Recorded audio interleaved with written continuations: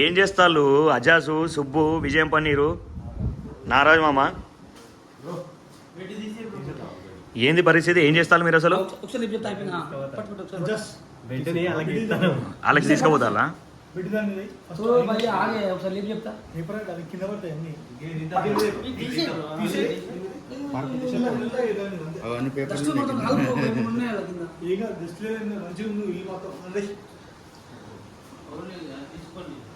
Location అయితే చాలా బాగుంది.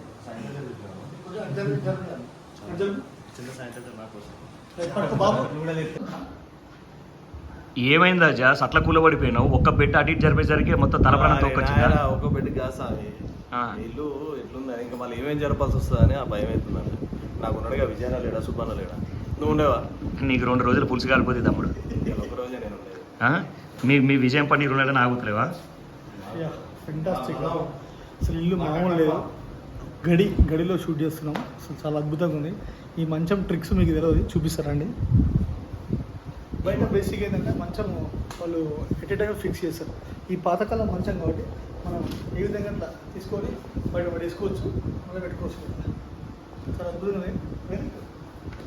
ఇలాంటి టెక్నిక్స్ పాతకాలంలో ఉన్నది, ఇప్పుడు లేదు. సో ఇలాంటి ఫాలో కావాలి మనం. అమ్మో ఎరిగింది అనుకో వల్ల. సరే ఓకే రండి, ఇక మనం షూట్ స్టార్ట్ చేసుకోవాలి. షూట్ కంటే బ్లాగ్ అయిపోయింది.